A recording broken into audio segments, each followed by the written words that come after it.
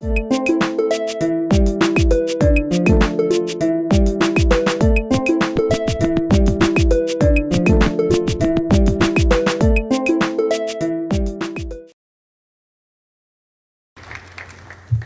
right, so at this time, I'd like to open up for questions, thoughts, comments. I'm going to come around the room with a mic. Many of our panelists, including Dr. Applegate from this morning, and then Dr. Vincent Tinto down here from Syracuse University.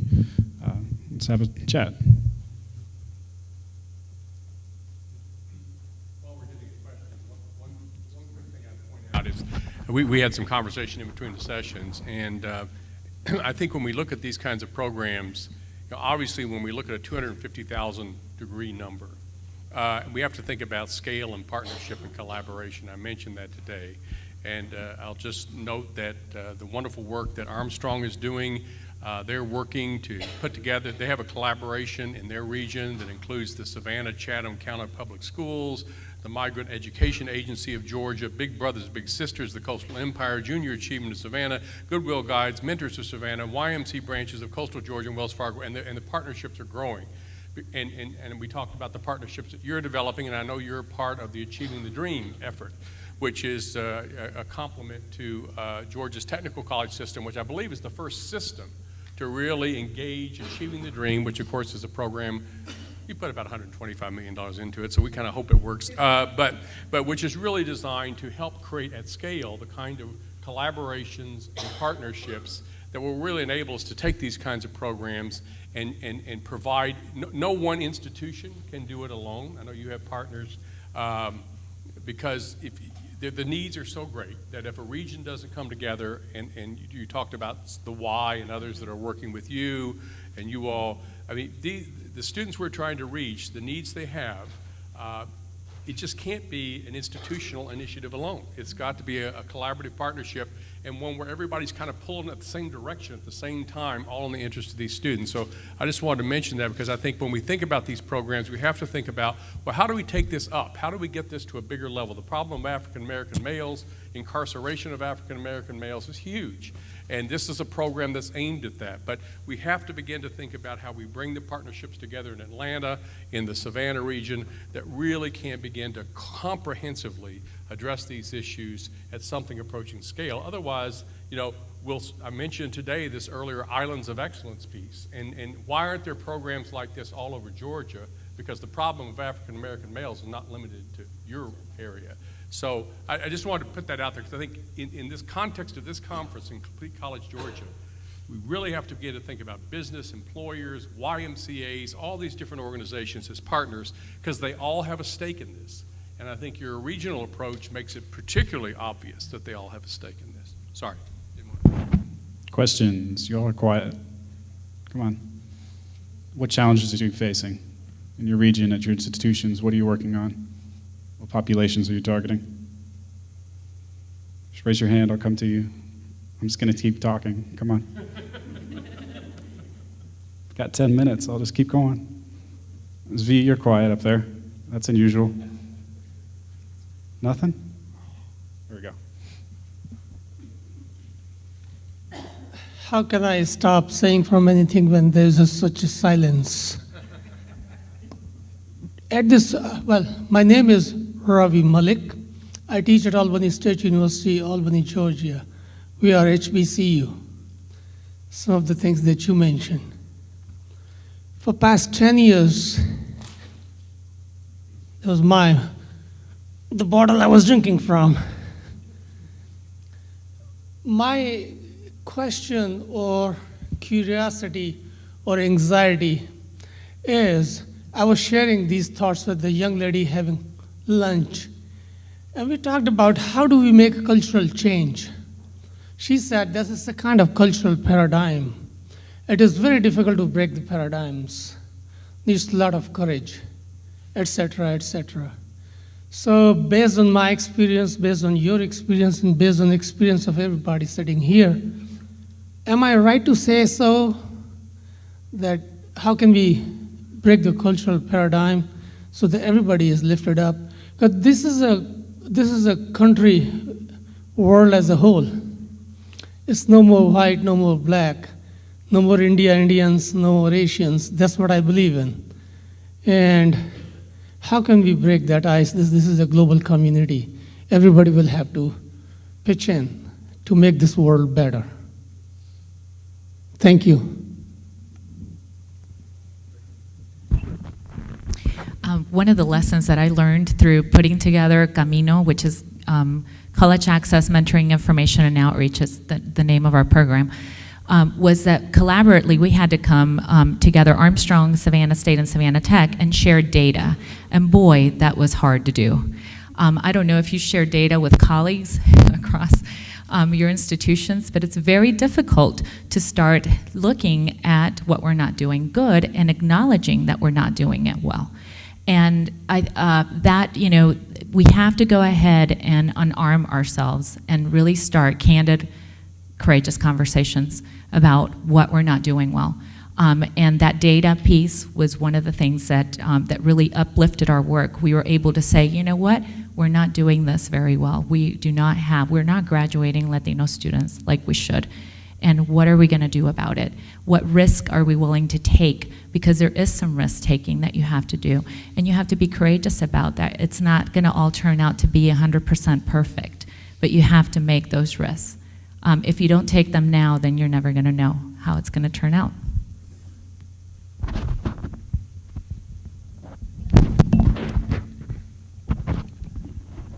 Once you've made that decision to look at the data, just as she's talked about, you have to be willing to segment the data so that you're looking at your student body, not as a whole, but as its individual parts, and its segments in all kinds of ways.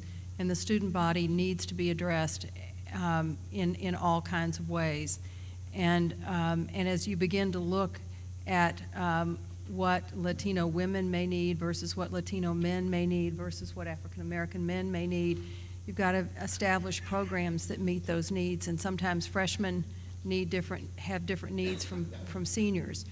The programs, I think, Jim, you're the ones who mentioned them at Florida State and Georgia State and others that began to look at retention programs, did exactly that, segmenting programs by the specific needs of slices of the student body. They were not looking for silver bullets that would solve the entire problem. They were looking for programs that would make a 2%, 3%, 4% change in retention from year to year. And those begin to build, and when you look over a 10-year period, voila, there's a 20-25% change in retention. It doesn't happen overnight. It happens in small bits, and it happens by looking at the small segments of the population that need a program and that make a small difference when you do it well. But it's a consistent look at data and a consistent risk-taking at developing those programs that can make a difference for those populations when you find you're not doing well, and then asking them what they need to make a difference. Sometimes it's strange and wonderful what they need, and it's not what you expect. Understanding the different needs and demographics and stages in life of the groups that we heard about. Any effort in leveraging your successes in using them across into other groups? In terms of our program, we're always open and available to share our strategies and our success with anybody. I know that our program director, Henry Carter, is often on other campuses talking about the program. And we didn't actually reinvent the wheel. The university system also had an African American male initiative. It was a little bit different from ours, but we borrowed a lot of the things that we're doing from the university system. So we're out there sharing and trying to leverage resources wherever we can. Well, I just referenced back to the game changers that Stan talked about this morning. We're spending a lot of time, so Connecticut, Tennessee, moving it from the technical college system to the community college system. Things are going on here in Georgia, Texas. That's part of what we try to do, is to create these kind of opportunities for states, entire systems to learn from one another. We fund a program called Access to Success, which we've funded for 8 years. The goal of that program, the commitment of all the 20-plus systems in that program, who teach over 1 million plus of our public education students, and the majority of minority students, is to cut in half the failure rates for low-income minority students. There are institutions and systems in that program that have eliminated the gaps. They have eliminated the gaps. And so what are they doing? And to be honest with you, most of what they're doing, we all know it works. We all know it works. It's not a matter of figuring out what works. It's to the point of courage over here, as Shakespeare would say, screwing our courage to the sticking place and saying, we're going to do this, and we're going to do it comprehensively. We're not going to do a little developmental ed reform here, a little something here. We're going to take all this that we know, and we're going to change the culture of our institution, and everybody's going to be involved. One last thing I thought was, I was in a meeting, a region that had come together in New England around this issue, had a real problem in a state. And the biggest advocate for that regional collaboration was the police chief. The police department and the police chief was, in fact, a leader in this regional effort to drive education attainment, because that police chief got it. If he could help with this, his job was going to be a whole lot easier. So.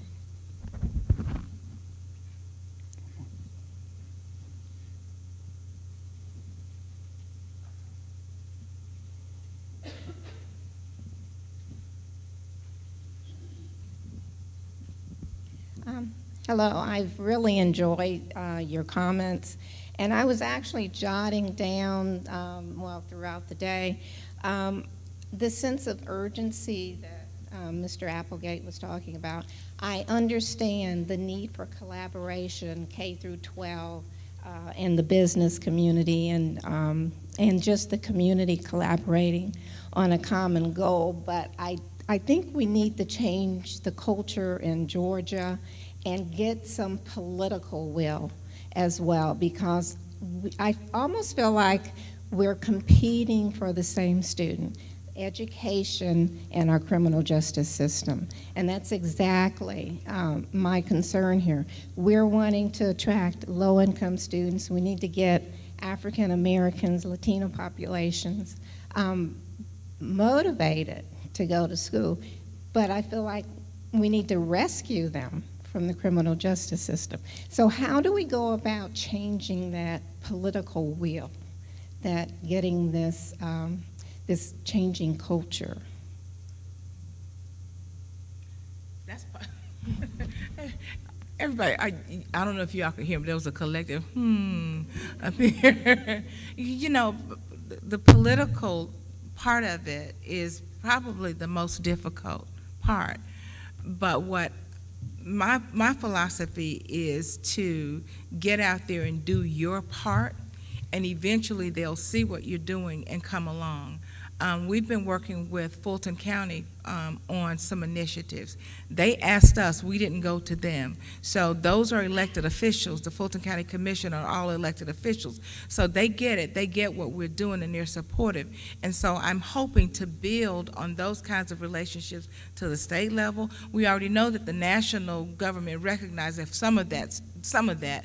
I'm often stunned and startled that I can find money on a national level to deal with African American males, but I can't find any money to do anything for young ladies who really need our help. So there's a lot that has to be done out there from a political perspective. So from what I say that we can do is to just do what we're doing, and eventually they'll notice it and come along, or the students tell the story and they become voters. And when they become voters, then they can exercise a will and let politicians know what's important to them as citizens as well.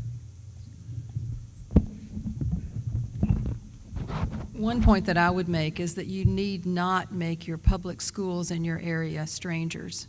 You need to stay very close to your public schools. They are working on a new set of Common Core state standards that are intended to raise the bar on college readiness, and the point of that is to ensure that students are ready for college. And there are going to be struggles with that, and you need to be in the game with them in trying to raise that bar and doing whatever you can to ensure that they're successful at that. So when they call for your help, respond, or better yet, make a call and say, look, we know this is going to be tough. What can we do to help? And be open to responding to that call. But you really do not need to make the public schools your stranger during this transition. So I'm going to maybe get in trouble here again, but I don't have stockholders and I don't have voters. I've got a board, but so your point about the criminal justice system. In the 1970s, we had 300,000 people in jail in this country. Today, we have 2.3 million people in jail, despite the fact that our violent crime rate is the lowest it's ever been since 2010. The so-called drug war that we have been waging against nonviolent offenders has been referred to as a Holocaust in slow motion for communities of color. I highly recommend to you Michelle Alexander's book, The New Jim Crow, in terms of what this all means. And I bring this up, it's not irrelevant to what we're talking about here, because when you lose this number of people and you destroy the fabric of these communities, so whether it's the criminal justice system, it's also the case that we need to find ways. We have 10 million or more people in this country who live here, who are among us, who are undocumented, who need a pathway. We need their talent. We need their citizenship. We need to attach a green card to every college degree for every foreign student who gets a college degree in this country to keep them here working. We are in a talent war, and we cannot afford to lose that talent to jails. We cannot afford to lose that talent to legal barriers, and we cannot afford to lose that in our various non-talent-driven immigration system. It's as relevant to Georgia as it is to Tennessee, as it is to New York, as it is to New Mexico and Texas. We're in a talent war, and we need to get smart about how we win that war. And in many areas, we're not being very smart. So I wasn't kidding when I talked about the police chief and the community involvement in getting, we found in a study we did in one state that the greatest predictor of high school success for students was the lack of police incidents around a certain perimeter of that high school. The safer the high school was, the more students graduated. It was the most powerful predictor of high school graduation. So that's what I mean when I say, to quote our former Secretary of State, it takes a village to get this done. But as I would say to my colleagues, having spent 20 years in higher education, it's time we started speaking out on these issues. It's time we, as presidents of universities and presidents of colleges, I know it's hard, easy for me to say, right, living up in a little foundation in Indianapolis, but it's time we started pointing the hard realities of this out and the cost of all of this to the country as a whole, because it will eventually cost all of us. I don't care if you're a wealthy family living in a guarded community, this track we're on will hurt us all. So that again, I don't have any opinions on that either. All right, with that, let's thank all our presenters.